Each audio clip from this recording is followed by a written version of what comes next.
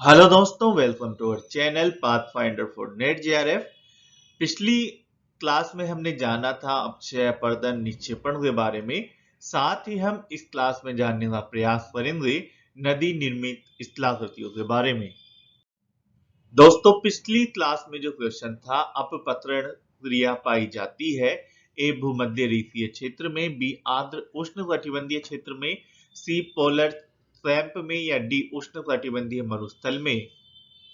इस क्वेश्चन का आंसर होगा डी। अच्छे से समझाया था। जो अपपत्रण है वो क्रिया पाई जाती है मरुस्थलीय क्षेत्रों में, जब जो चट्टान है मरुस्थलीय क्षेत्र में स्थित, वो गर्मी यानी दिन के समय टेम्परेचर जब 50 होता है तो वो ज्यादा गर्म हो जाती है, तो उसका प्रसार होता है, और रात्रि के समय जब टेम्परेचर कम हो जाता है तो वह सिकुड़ उड़ जाती है, जिससे जो चट्टान है उसकी ऊपरी परत प्याज से छिलके की तरह उतरने लगती है, तो उसे अपपत्रण कहा जाता है। तो ये जो प्रक्रिया है अपपत्रण वाली, वो मरुस्थलीय क्षेत्रों में गठित होती है।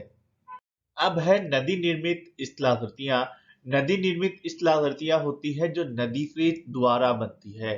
नदी से द्वारा स्थलाकृतियां बनेगी अपर्दन और निक्षेपण द्वारा। परंतु ये बनेगी कौन से क्षेत्रों में? नदी मरुस्थल में तो पाई जाती नहीं है। तो नदी निर्मित स्थलाकृतियां ऐसे क्षेत्रों में बनती है जहां पे वर्षा अधिक होती है, वर्षा की मात्रा ज्यादा होती है, नदियों का विकास पाया जाता है अच्छी तरह से। तो नदियों का विकास के लिए उपयुक्त दशाएं हो, आर्द्र प्रदेश हो, वर्षा ज्यादा हो, ऐसे क्षेत्रों में जो बहता हुआ जल है, वो प्रवाहित जल है, वो महत्वपूर्ण कारक होता है भू आकृतियों के निर्माण का। तो नदी है वो अपने उद्गम, जहां से वो निकल रही है, वहां से लेकर अपने जो निक्षेपण जब वो समुद्र में मिलती है, वहां तक विभिन्न प्रकार से कार्य करती है, जैसे कि अपर्दन, परिवहन, निक्षेपण, और इन सबके द्वारा अलग अलग आकृतियों का निर्माण वो नदी करती है। तो नदी की आकृतियों को तीन भागों में बांटा जा सकता है। उससे मुहाने जहां से वो निकलती है और जहां पे वो समुद्र में मिलती है, उससे बीच में यानी नदी का जो बेसिन है, उसे तीन भागों में, तीन अलग अलग भागों में बांटा जा सकता है। नदी की जो आकृति है उसे तीन भागों में बांटा जाता है, हमने देखा है। एक है ऊपरी घाटी। ऊपरी घाटी यानी ऐसा क्षेत्र जब नदी पर्वत से निकलती है तो वो ऊपरी घाटी वाला क्षेत्र हो जाएगा, यानी जब पर्वत में जब नदी बहती है। मध्य घाटी, मध्यवर्ती घाटी यानी जब नदी मैदान में आती है पर्वत से उतरकर, तो वो मध्यवर्ती घाटी। और निचली घाटी यानी जब नदी समुद्र में मिलने लगती है।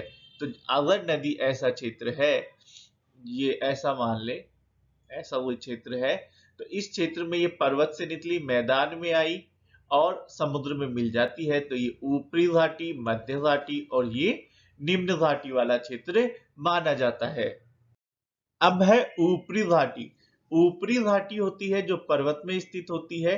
पर्वत में ढाल तेज होगा, ढाल ज्यादा होगा तो नदी का वेग भी ज्यादा होगा। इस वजह से अपर्दन ज्यादा होता है, और परिवहन यानी नदी की बहार वहन क्षमता, यानी नदी जितना ढो सकती है उससे ज्यादा वहन करती है। तो ऐसी अवस्था कौन सी होती है? युवा अवस्था। युवा अवस्था ऐसी अवस्था होती है जिसमें नदी अपर्दन कार्य ज्यादा करती है, परिवहन भी ज्यादा करती है, और ऊपरी घाटी वाला क्षेत्र होता है ये, जिसे युवावस्था में रखा जाता है। फिर आता है मध्यवर्ती घाटी यानी मैदान वाला क्षेत्र। मैदान वाले क्षेत्र में ढाल समतल हो जाता है, ढाल उतना नहीं रहता जितना युवावस्था में था, यानी पर्वत में जब वो बह रही थी। तो ऐसी अवस्था में अपर्दन और निक्षेपण दोनों समान रूप में होते हैं, दोनों गतिविधियां संतुलन में चलती है, यानी जितना अपर्दन हो रहा है उतना ही निक्षेपण हो रहा है। तो ऐसी अवस्था कहलाती है प्रौढ़ावस्था। और निचली घाटी यानी यहाँ पर ढाल पूरी तरह से समान हो जाता है, समतल हो जाता है, लगभग वो समुद्र में मिलने वाली होती है। ऐसी स्थिति में निक्षेपण ज्यादा होता है, अपर्दन नहीं होता। तो ऐसी स्थिति होती है जीर्णावस्था। तो घाटी, नदी जो घाटी है, नदी का बेसिन है, उसे तीन भागों में बांटा जाता है, ऊपरी घाटी, मध्य घाटी, निचली घाटी। ऊपरी घाटी यानी ढाल ज्यादा है, पर्वत से बह रही है, मैदानों की तरफ आ रही है, तो अपर्दन ज्यादा होगा, परिवहन जो मलबा है वो भी ज्यादा होगा और इसे युवावस्था में माना जाता है, यानी नदी युवा है, युवावस्था में माना जाता है। मध्यवर्ती घाटी यानी अपर्दन और निक्षेपण दोनों समान चलते हैं, यह प्रौढ़ावस्था में है। और निचली घाटी यानी निक्षेपण ज्यादा होता है, यह जीर्णावस्था में मानी जाती है। तो 3 अवस्थाएं हो गई नदी में, युवावस्था, प्रौढ़ावस्था और जीर्णावस्था। नदी में जब आकृति का निर्माण होता है उसे उद्गम से लेकर मुहाने तक यानी लास्ट तक, तो उसमें अपर्दन, परिवहन और निक्षेपण इन तीनों क्रियाओं का सम्मिलित रूप उसमें निहित होता है। ऊपरी घाटी में अपर्दन ज्यादा होगा, परिवहन ज्यादा होगा, निक्षेपण कम होगा। तो निचली घाटी में निक्षेपण ज्यादा होगा, अपर्दन, परिवहन कम होगा। तो ऐसी स्थिति में इन तीनों का सम्मिलित रूप ही नदी में आकृतियों का प्रभावित करता है। पर नदी से अपर्दन कार्य को जल का वेग यानी जल किस स्पीड से बह रहा है, आयतन कितना है उसमें, नदी का जो तल है उसकी बनावट कैसी है, और नदी में अवसाद की मात्रा कितनी है, यानी नदी स्पीड से बह रही है या धीमा बह रही है वो चीज, आयतन कितना है यानी पानी कितना है नदी में, कम है या ज्यादा है, नदी तल की बनावट कैसी है, चट्टानी है या बालू वाली है कैसी है, और जल में अवसाद यानी जल में कितना मलबा है, नदी कितना अपर्दन करके ला रही है, वो मात्रा कितनी है, ये सारी चीजें है वो प्रभावित करती है। अब ये सारी चीजें प्रभावित कैसे करेंगी, ये अलग अलग आकृतियों के हिसाब से अपन जानने का प्रयास करते हैं। अब नदी द्वारा जो अपर्दन क्रियाएं हैं वो निम्न प्रकार से होती है, 4 प्रकार उसमें दिए गए हैं। इन चारों प्रकारों को अपर्दन में समझा था अच्छे से, अभी समझने का प्रयास करते हैं। अपघर्षण यानी अगर नदी बह रही है, और नदी से बीच साइड में ये चट्टान है, तो इस चट्टान को जब नदी काट लाती है तो अपघर्षण हो गया। सन्निघर्षण यानी नदी जब बह रही है और नदी से अंदर छोटे छोटे टुकड़े हैं, ये आपस में ही टकरा रहे हैं, एक दूसरे टकराकर और भी बारिश हो जा रहे हैं, तो ऐसी अवस्था कहलाती है सन्निघर्षण। विलयन यानी नदी से अंदर कोई लवण है, नदी से पास से कोई लवण की घाटी है, तो उसे नदी अपने आप में घुलाकर या अपने में मिलाकर ले जाती है, तो वो विलयन क्रिया हो गई। और जल गति क्रिया यानी अगर नदी से अंदर कोई छोटा सा खड्डा है, छिद्र है नदी से तल में, तो उसे जो नदी के अंदर कंकड़ पत्थर विद्यमान है वो उसे और भी बड़ा गहरा कर देते हैं, तो ये जल गति क्रियाएं हो गई। तो ये 4 प्रकार से अपर्दन कार्य करती है नदी। अब आता है ऊपरी घाटी। ऊपरी घाटी समझाया था, ऊपरी घाटी यानी ऐसा क्षेत्र जिसमें नदी युवावस्था में रहती है, जिसमें अपर्दन और परिवहन ज्यादा होता है, यानी नदी का उद्गम का क्षेत्र, पर्वतीय क्षेत्र, जो ढलान जिसमें ज्यादा होता है। ये 3-4 चीजें आती ही आती है, ढलान ज्यादा हो, उद्गम का क्षेत्र हो ऊपरी घाटी में, और अपर्दन कार्य ज्यादा होता है, परिवहन भी ज्यादा होता है, परिवहन ढोने की क्षमता भी उसमें ज्यादा होती है। तो ये सारी चीजें ऊपरी घाटी की विशेषताएं होती है। तो जब नदी उद्गम से प्रारंभ होकर विशाल पर्वतीय क्षेत्र में बहती है तो उसे युवावस्था कहते हैं। जहां नदी तीव्र ढलान पर बहती हुई अत्यधिक वेग के साथ चलती है। इसमें एक चीज और है कि अगर नदी का वेग 2 गुना हो जाता है, 2 गुना कर दिया जाता है, तो उसकी जो भार वहन क्षमता है वो 64 गुना बढ़ जाती है। कितनी बढ़ जाती है? 64 गुना बढ़ जाती है। इसे छठी शक्ति का नियम बोलते हैं। छठी शक्ति का नियम इसे बोला जाता है, और इसे दिया था गिलबर्ट ने। ये मोस्टली क्वेश्चन आता ही आता है, छठी शक्ति का नियम, या फिर अगर नदी का वेग 2 गुना हो जाए तो भार वहन क्षमता हो जाएगी। ये नियम दिया था, किसने दिया था? गिलबर्ट ने दिया था। तो इस प्रकार जो आकृतियां बनेगी इस क्षेत्र में वो जानते हैं। ऊपरी घाटी में जो नदी पहली आकृति बनाती है वो है वी घाटी या वी आकार वाली घाटी। ये वैसे बनती है जब नदी कठोर चट्टानों से बहती है, तो लंबवत अपर्दन फरती है। दो चीजें हैं, कठोर चट्टान होनी चाहिए और लंबवत अपर्दन होना चाहिए, तब वी आकार वाली घाटी का निर्माण होता है। तो ये कैसे बनती है, ये होती है ऐसे, इस तरह से वी आकार वाली घाटी का निर्माण होता है। जैसे ये पर्वतीय क्षेत्र है या घाटी क्षेत्र या नदी का क्षेत्र है, अगर नदी धीरे धीरे बह रही है तो वो साइड में अपर्दन करेगी, इधर और इधर। और अगर नदी का स्पीड तेज है, गति ज्यादा है, तो वह नदी नीचे की तरफ अपर्दन करती है, जिससे ये वी आकार की घाटी में बदल जाती है। तो इस तरह से जब नदी ऊपरी क्षेत्र है तो नदी में स्पीड ज्यादा है, ये हम जानते हैं। तो स्पीड ज्यादा है तो लंबवत अपर्दन होगा, और लंबवत अपर्दन होने से चट्टाने हैं, अगर कठोर चट्टान लंबवत अपर्दन के साथ है तो वी आकार वाली घाटी का निर्माण होता है। अगर मुलायम चट्टाने होती है तो खुली वी घाटी बन जाती है। जैसे ये तो वी आकार वाली घाटी है, सकरी, और खुली वी आकार वाली घाटी ऐसे बन जाएगी। तो उनमें थोड़ा सा साइड में भी अपर्दन ज्यादा हो जाता है। वी आकार वाली घाटी को दो भागों में बांटा जाता है, गॉर्ज और क्रेनियन। वी आकार वाली घाटी में पहला है गॉर्ज या महाखर। यह गहरी ज्यादा होती है और चौड़ाई इसमें कम होती है। यह दोनों तरफ इससे जो कठोर चट्टाने हैं वो स्थित होती है। भारत में नर्मदा नदी पर और सतलज नदी पर और गंगा नदी पर ये गॉर्ज पाए जाते हैं। ये देखो, ये गॉर्ज है इस तरह का, जो गहराई इसमें ज्यादा है, चौड़ाई इसमें कम है। तो ऐसे जो वी आकार वाली घाटी है जो लंबी चली जाती है, ज्यादा दूरी तक पाई जाती है, उसे कहा जाता है गॉर्ज या महाखर।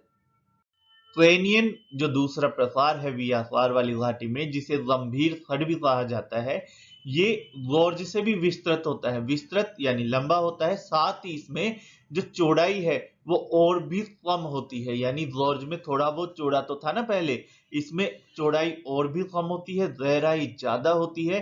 तो ये एक तरह से आई आकार वाली घाटी लगती है, इतना ही सीधा, एकदम सीधा, ये आप देख रहे हो ना पूरा ही। तो ऐसी आकृति कहलाती है। यूएसए में जो कोलोराडो नदी है एरिजोना प्रांत में, उसमें ग्रांड कैनियन जो विश्व का प्रसिद्ध वी आकार वाली घाटी है, जिसमें कैनियन जिसे बोला जाता है, तो ये आई आकार वाली घाटी भी से कहा जाता है। ये लंबी चली जाती है, पूरा ही पूरे पठार को ही ये काट देती है। जब कठोर चट्टान आती है तो ऐसे आकृतियों का निर्माण होता है। अब आते हैं जलप्रपात पर। जलप्रपात ऊपरी घाटी की विशेषता है। ऊपरी नदी की ऊपरी घाटी यानी युवावस्था में बनता है, पर बनता कैसे है? जलप्रपात बनने के लिए दो तरह की चट्टानें चाहिए होती है, एक तो कोमल चट्टान और एक कठोर चट्टान। दोनों दो तरह की चट्टानें चाहिए होती है जलप्रपात बनने के लिए। जैसे ये है हार्ड रॉक यानी कठोर चट्टान, और ये है सॉफ्ट, समझे, ये सॉफ्ट रॉक और ये हार्ड रॉक। अब इस पर नदी बह रही है, चलो कोई बात नहीं है, नदी बह रही है, लेकिन थोड़े समय बाद नदी अपर्दन कार्य जब करती है तो ये हार्ड रॉक तो इतनी सी ही कटती है और सॉफ्ट रॉक है वो पूरी इतनी कट जाती है। तो ऐसी स्थिति में जब नदी बह रही है तो ये ऐसा स्थलाकृति ऐसी बनती है, सॉफ्ट और हार्ड रॉक में। तो जब नदी आएगी तो आपके नीचे गिर जाएगी, क्योंकि आगे वाली जो रॉक है वो तो पूरी फट चुकी है। तो ऐसी स्थिति में जलप्रपात का निर्माण होता है। देख रहे हो ना, जलप्रपात बन रहा है। परंतु अगर यही स्थिति ऐसे हो तो ये सॉफ्ट रॉक, ये हार्ड रॉक, फिर ये सॉफ्ट, फिर इससे सॉफ्ट, फिर इससे सॉफ्ट, तो ऐसी स्थिति में नदी ऐसे आएगी सीढ़ियों के रूप में। तो ये स्थिति बनती है सोपानी प्रपात वाली। और अगर नदी की स्पीड और नदी में पानी इतना ज्यादा है कि उससे कठोर चट्टाने हैं वो दिखाई भी नहीं देती है जब नदी बहती है, तो उसे कहा जाता है महा प्रताप प्रपात। तो जैसे ये चट्टाने नहीं दिखाई दे रही, पानी भी ज्यादा है, स्पीड भी ज्यादा है, तो ये कहलाता है महाप्रपात। भारत में महात्मा गांधी प्रपात है शरावती नदी पर, और एंजल्स जलप्रपात वेनेजुएला में विश्व प्रसिद्ध है। तो जलप्रपात कैसे बनते हैं आपको समझ में आया। जब सॉफ्ट और हार्ड रॉक होती है साथ साथ, जब सॉफ्ट और हार्ड रॉक साथ साथ होती है क्षैतिज रूप में, जब नदी इनके ऊपर से बहती है तो हार्ड रॉक तो वैसे ही बनी रहती है, उसमें कम अपर्दन होता है, और जो कोमल चट्टान है सॉफ्ट रॉक है उसमें ज्यादा अपर्दन हो जाता है। ज्यादा अपर्दन होने से वो जलप्रपात की स्थिति में आ जाती है। अगर 3-4 तरह की चट्टाने हैं उनका जो कठोरता और कोमलता का अनुमान है वो अलग अलग है, तो ऐसी स्थिति में जो चट्टानी जो सोपानी जलप्रपात का निर्माण होता है। और अगर चट्टान पे नदी की स्पीड और आयतन यानी उसमें पानी इतना ज्यादा है कि वो दिखाई भी नहीं देता, तो ऐसी स्थिति में महाप्रपात बनता है। अब आता है शिवप्रीजा। यह नदी तल पर कठोर चट्टान मुड़ी अवस्था में होती है, तो उस अवस्था में जलधाराएं कूदती हुई दिखाई देती है, जैसे इसमें होना चाहिए। जलप्रपात में तो सीधा था, इसमें ऐसे ये वाला सिस्टम होता है। ये मान लिया हार्ड रॉक, ये सॉफ्ट रॉक, ये फिर से हार्ड रॉक, फिर ये सॉफ्ट रॉक, तो ऐसी नदी ऐसी प्रवाहित होती हुई दिखाई देती है, तो ये शिप्रिफाई कहलाती हैं। अब आते हैं पोर्ट होल्स यानी जलज जल गतिका पर। ये देखो, ये छोटा सा छिद्र होता है, यहाँ पर नदी में जो मार्ग में कंकड़ पत्थर है वो इसमें जाते हैं और जाते जाते इसको बहुत गहरा कर देते हैं, तो ऐसी जो स्थिति होती है उसे कहते हैं जल गतिका। ये नदी के तल में बनता है।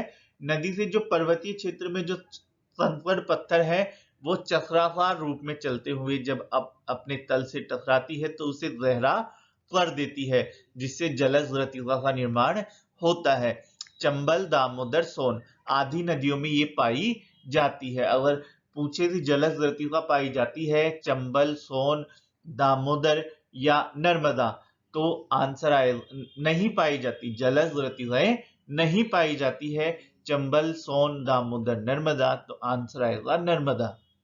अब है अवनमन कुंड। ये बनता है सामान्यतः जलप्रपातों के नीचे, जब जलप्रपात के साथ जो पानी है उसके साथ में कंकड़ पत्थर आते हैं तो यहाँ पर अवनमन कुंड का निर्माण होता है। ये जलज गतिका से बड़ा होता है और कंकड़ पत्थरों से निर्माण से होता है, जब कोमल चट्टानों पर ये गिरते हैं तो ये ऐसा होता है। जलप्रपात आ रहा है और उससे ये बन रहा है जल अवनमन कुंड।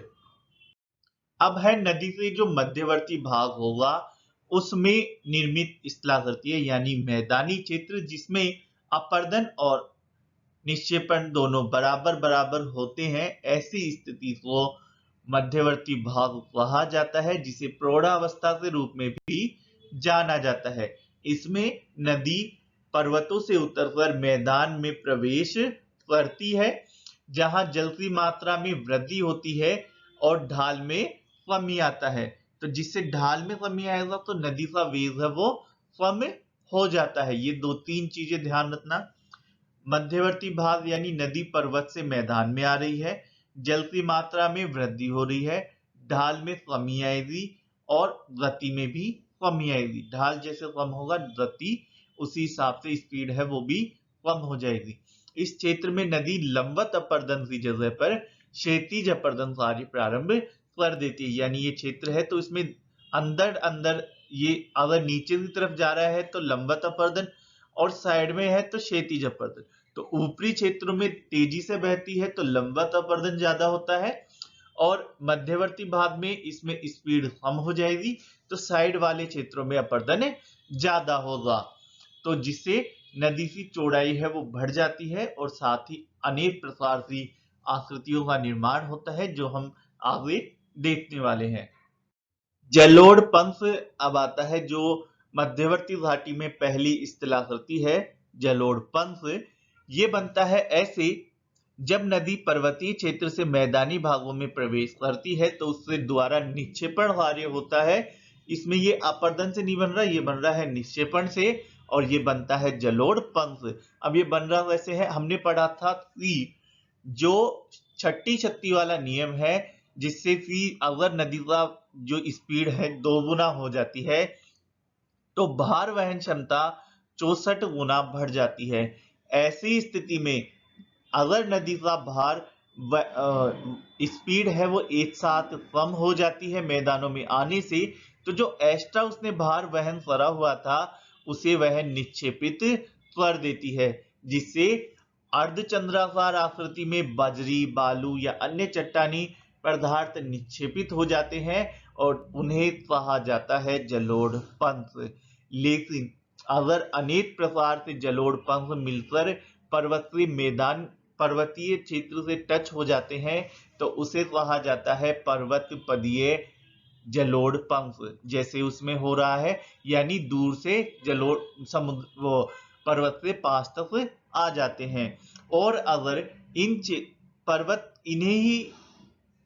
पर्वत पदीय क्षेत्रों को ही भाबर के रूप में जाना जाता है, जिनमें नदियां लुप्त हो जाती है, क्योंकि इनमें कंकड़ पत्थर ये होते हैं तो इनमें नदियां लुप्त हो जाती है और पारगम्य चट्टानों का ये एक समूह है बनाते हैं। तो जलोढ़ पंख होते हैं पर्वतों के नीचे वाला क्षेत्र, जिसमें मैदानी क्षेत्र जिसमें नदियां प्रवेश करती है पर्वत से मैदान में, तो वहां पर निक्षेपण द्वारा कंकड़ पत्थर बजरी से निक्षेपण द्वारा एक जलोढ़ पंख का निर्माण करती है, जिसे भाबर भी कहा जाता है, जिसमें नदियां लुप्त हो जाती है। अब आता है मियांडर या मेंडर।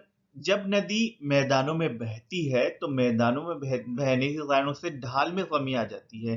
ढाल में कमी आने से स्पीड कम हो जाती है और स्पीड कम होने से वह सर्पिलाकार रूप में बहने लगती है, तो इसे कहा जाता है मियांडर। ऐसे ये नदी बहती है तो इसे कहा जाता है मियांडर। इसमें ये एक ढाल यानी अवतल ढाल, इस ढाल पर ये करती है अपर्दन और इस ढाल पर करती है निक्षेपण। एक ढाल पर ये अपर्दन करती है एक साइड में ये निक्षेपण करते हुए चलती है, जिस कारण यह घुमावदार यानी सांप की तरह आकृति में बन जाती है। अब ये जो मियांडर नाम है वो तुर्की से मेंडर नदी के नाम से दिया गया है। अब इसमें ये चीज है कि कई बार क्या होता है, ये जो घुमाव है वो इतना ज्यादा हो जाता है कि यहाँ से घूमे यहाँ पे और यहाँ पे मिल जाती है वापस और सीधी रेखा बन जाती है। ये जैसे ये घूम रही है ऐसे, तब तो सही है, लेकिन ये इतना ज्यादा घुमाव हो गया कि ये जाकर वापस मिल गई। तो अब नदी क्या होगी, यहाँ से यहाँ सीधी बहने लग जाती है और ये है वो एक झील के रूप में बन जाती है। तो इसे कहा जाता है ऑक्सब्लो झील या गोफुर झील इसे कहा जाता है, या पैर से समान राय से पैर से समान सी झील इसे माना जाता है। अब इसमें एक चीज ये आता है डाउट कि एग्जाम में जब पूछा जाता है तो मियांडर को माना जाता है मध्यवर्ती में और गोफुर झील को माना जाता है लास्ट वाले में यानी वृद्धावस्था में। तो ये आपको ध्यान में रखना है। मोस्टली जो बुक्स है उसमें दोनों साथ साथ पढ़ाए जाते हैं मध्यवर्ती में, लेकिन मोस्टली जो एग्जाम में माना जाता है पूछा जाता है अगर मियांडर पूछ रहा है तो उसे देना है मध्यवर्ती में, और अगर गोफुर झील पूछ रहा है तो उसे देना है वृद्धावस्था वाली अवस्था में, वृद्धावस्था में। यानी गोफुर झील परिणाम है तो वृद्धावस्था में देना है हमेशा, और मियांडर अगर वो पूछ रहा है तो उसे मध्यवर्ती में, क्योंकि ढाल कम हो रहा है।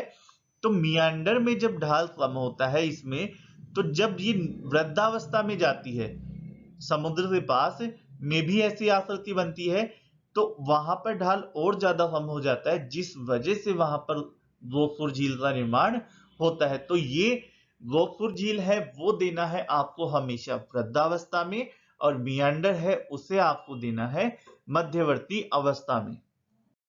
अब है नदी में निचले क्षेत्र में निर्मित स्थलाकृतियां। इसमें ढाल और वेग है जो गति है वो बहुत ही कम हो जाती है, जिससे भार वहन क्षमता भी बहुत कम हो जाती है। नदी कुछ भी वहन नहीं करती, जो भी वो लेते आती है ऊपरी घाटी से मध्यवर्ती घाटी से सभी यहाँ पर निक्षेपित कर देती है और समुद्र में मिल जाती है। और इसमें अगर अपर्दन का माने तो लंबवत अपर्दन नहीं होता है, पूर्णतः समाप्त हो जाता है, ढाल है ही नहीं तो लंबवत अपर्दन नहीं होता है, परंतु पार्श्विक अपर्दन फिर भी जारी रहता है। तो इस प्रकार से इस क्षेत्र में निर्मित स्थलाकृतियां हैं वो निम्न प्रकार है। पहला है गुम्फित नदी।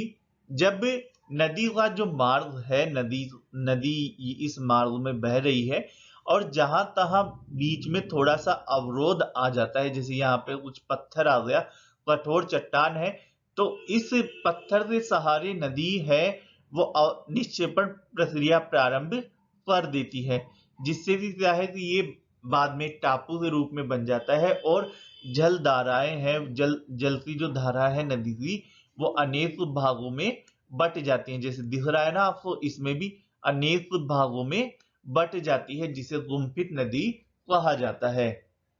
बाढ़ का मैदान ऐसा जो प्राकृतिक तटबंध से ऊपर उठकर चारों ओर फैला मैदान होता है। जैसे ये तटबंध है नदी का, नदी इन्हीं के बीच में सामान्यतः बहती है, तो ये तटबंध है। और जब अगर नदी में पानी ज्यादा आ जाता है तो ये वाला एरिया जिसमें बाढ़ आती है वो बाढ़ वाला मैदान कहा जाता है। तो जब तटबंधों से बाहर वाला क्षेत्र जिसमें नदी प्रभावित करती है उसे बाढ़ का मैदान कहा जाता है। यह जलोढ़ को 3 से 4 मीटर से 25 मीटर तक की होती है, समझ रहे हो, यानी 3-4 मीटर से 25 मीटर तक की ऊंचाई तक होता है तटबंध से लेकर। और इस क्रम में नदी से प्रत्येक वर्ष वार्ड द्वारा मिट्टी डाली जाती है, जिसे खादर कहा जाता है। यानी प्रत्येक वर्ष बाढ़ आ रही है तो उस एरिया को कहा जाता है खादर। और अगर पहले कभी बाढ़ आई थी पुराने समय में और अब नहीं आ रही तो वो क्षेत्र कहा जाता है बांगर। जैसे हरियाणा वाला क्षेत्र है, हरियाणा वाले क्षेत्र में बाढ़ नहीं आती, उसे कहा जाता है बांगर। है तो वहां पे भी जलोढ़ मिट्टी ना, हरियाणा में भी, तो जलोढ़ मिट्टी पहले बाढ़ आती थी, घग्गर नदी, सरस्वती नदी, ये नदियां थी तो उनसे बाढ़ आती थी, तो वो बांगर कहलाता है, बांगर क्षेत्र कहलाता है। लेकिन अगर बिहार वाला क्षेत्र है, बिहार में हर साल बाढ़ आती है, प्रत्येक वर्ष बाढ़ आती है बिहार में, तो बिहार वाला बाढ़ वाला क्षेत्र कहलाता है सादर। यानी प्रत्येक वर्ष बाढ़ आ रही है तो वो क्षेत्र सादर, और पहले कभी बाढ़ आई थी अब नहीं आती है तो वो क्षेत्र हो जाता है बांगर। प्राकृतिक तटबंध क्या होते हैं? जब नदी बह रही है सामान्य अवस्था में तो ये वाले जो क्षेत्र हैं वो तटबंध कहलाते हैं, जिससे अंदर नदी बहती है, जिससे अंदर नदी बहती है वो प्राकृतिक तटबंध कहलाते हैं। परंतु अगर बाढ़ आती है, बाढ़ जो आती है क्योंकि नदी का वेग कम हो जाता है, स्थिर हो जाता है और उसमें पानी ज्यादा होने की वजह से बाढ़ आ जाती है, तो ये लेवल जब बढ़ेगा तो नदी द्वारा निक्षेपण कार्य होता है तटों पर और इसका जो तटबंध है वो भी ऊंचाई बढ़ जाती है। तो धीरे धीरे बाढ़ आने से नदी से तटबंध की ऊंचाई भी बढ़ती जाती है और इसे प्राकृतिक तटबंध, यानी प्राकृतिक तटबंध वही क्षेत्र है जो नदी से दोनों तरफ बना रहता है। अब आते हैं डेल्टा पर। डेल्टा एक त्रिभुजाकार आकृति है जो नदी और समुद्र जब दोनों मिलते हैं उस क्षेत्र पर इसका निर्माण होता है। डेल्टा का जो शीर्ष है वो नदी घाटी की ओर होता है और आधार है वो समुद्र की ओर होता है। ये देखो त्रिभुजाकार है तो ये जो शीर्ष है वो नदी घाटी की ओर है और जो आधार है वो समुद्र की ओर पाया जाता है। तो डेल्टा है वो जब बनता है जब नदी और समुद्र दोनों आपस में मिलते हैं तो वहां पर डेल्टा का निर्माण होता है जो त्रिभुजाकार आकृति है। और इसमें जो शीर्ष है वो नदी की ओर, नदी घाटी की ओर और आधार है वो समुद्र की ओर पाया जाता है, तो इसे डेल्टा कहा जाता है। अब डेल्टा है वो अनेक प्रकार से होते हैं, अनेक भागों में डेल्टा को बांटा जाता है आकृति के आधार पर और बनने की परिस्थिति के अनुसार भी इसे बांटा जाता है। आकृति के आधार पर जैसे चापाकार डेल्टा या धनुषाकार डेल्टा, तो चापाकार या धनुषाकार डेल्टा है वो सामान्य डेल्टा होता है, ये धनुष से समान होता है, जैसे ये वाला डेल्टा है धनुष से समान डेल्टा है। तो इस ये डेल्टा है, उसमें गंगा नदी वाला, नील नदी और राइन नदी वाले डेल्टा शामिल होते हैं। अब है पश्चिम पंजवार डेल्टा। ये आकृति पश्चिम पंजे से समान होती है जैसे ये वाली। इसमें अलग अलग पदार्थ से निक्षेपण होता है जिससे इस प्रकार की आकृति बनती है। जैसे अलग अलग भार वाले पदार्थ हैं, उनको अलग अलग जगह पर वो निक्षेपित होते हैं जिससे पश्चिम पंजाकार आकृति बनती है। ये मिसिसिपी नदी में विशेषता पाई जाती है। फिर है अबेंडोन्ड डेल्टा।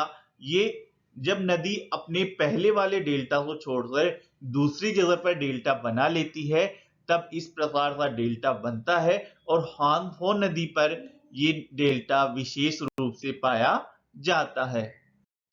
फिर है रुंडित डेल्टा। रुंडित डेल्टा बनता है जब सागरीय लहरों या ज्वार भाटा द्वारा जब निक्षेपित अवसाद को बाहर ले जाया जाता है तो परिणाम स्वरूप उससे बनी जो फटी फटी आकृति होती है उसे रुंडित डेल्टा कहते हैं। यह रियो ग्रांडे जो डेल्टा है उसकी जो विशेषता है वो ये पाई जाती है। यानी जो डेल्टा बन रहा है, ये जो डेल्टा बन रहा है नदी के द्वारा, उसमें अगर ज्वार भाटा या सागरीय लहरों द्वारा इस पदार्थ को बाहर ले जाया जाता है, डेल्टा कभी पूर्ण ही नहीं हो पाता, तो इस प्रकार की विशेषता पाई जाती है। विस्तार यानी उनकी वृद्धि के आधार पर डेल्टाओं को दो भागों में बांटा जाता है। एक है प्रगतिशील डेल्टा या वर्धमान डेल्टा, यानी डेल्टा सामान्य रूप से बढ़ता रहता है, उसमें आता है गंगा और मिसिसिपी वाला डेल्टा। एक है अवरोधित यानी उसका विस्तार है वो रुक जाता है, तो उस प्रकार का डेल्टा हो जाता है अवरोधित। और प्रगतिशील यानी वो हमेशा बढ़ता रहता है। क्वेश्चन 1 है आज का जो हमने अध्ययन करा है उससे रिलेटेड। नवीन जलोढ़ मिट्टी को किस नाम से जाना जाता है? सादर, बांगर, कलर या हिमोड़? आंसर होगा ए सादर। नदी से बाढ़ वाले क्षेत्र में जहां प्रतिवर्ष बाढ़ आती है और मिट्टी जमा की जाती है उसे सादर के नाम से जाना जाता है। और जहां कभी पुराने समय में बाढ़ आई थी 50 साल पहले, 100 साल पहले, वहां वाली मिट्टी को, बाढ़ वाली वो मिट्टी है, उसे बांगर के नाम से जाना जाता है। कौन सा स्थल रूप है वो नदी से निक्षेपण क्रिया से नहीं बनते हैं? बाढ़ वाला मैदान, प्राकृतिक तटबंध, विसर्प या मियांडर, और या जिलोड़, पंतु या शंकु? आंसर होगा मियांडर या विसर्प। वो सिर्फ जल निक्षेपण क्रिया से ही नहीं बनते, उसमें अपर्दन क्रिया भी शामिल होती है। एक ढाल पर अपर्दन होता है, एक ढाल पर निक्षेपण। यहाँ पे अपर्दन हुआ और यहाँ पर निक्षेपण कार्य होता रहता है, तो ऐसी स्थिति को कहा जाता है मियांडर। नदी प्रवाह के 3 चरण होते हैं। अंतिम चरण में डेल्टा बनता है। इसका निर्माण तब होता है जब एक नदी कीचड़ जमा करती है, जब वह समतल मैदान पर बहती है, जब वह पर्वतों से बहती है, या इनमें से कोई नहीं। तो इसका आंसर होगा बी, जब वह समतल मैदान पर बहती है जिससे उसका ढाल कम हो जाता है। ढाल कम होने से नदी की स्पीड कम हो जाती है, स्पीड कम होने से निक्षेपण होता है और निक्षेपण से डेल्टा बनता है। नदी के मार्ग में परिवर्तन से बनने वाली आकृति कौन सी है? लैगून, टॉर्न झील, गोफुर झील, या इनमें से कोई भी नहीं? आंसर होगा बी, गोफुर झील।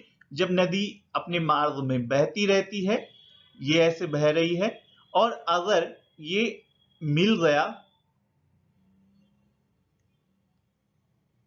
तो ये वाला क्षेत्र अलग हो जाता है और नदी सीधा बहना प्रारंभ कर देती है, तो यहाँ पर गोफुर झील का निर्माण होता है। तो ऐसी स्थिति जब नदी मार्ग परिवर्तन कर लेती है उसे ऐसे भी समझा जा सकता है, तो वो गोफुर झील होती है। लास्ट क्वेश्चन है जिसका आंसर आपको कमेंट बॉक्स में देना है, जिसे हम नेक्स्ट कल वाले वीडियो में डिस्कशन करेंगे।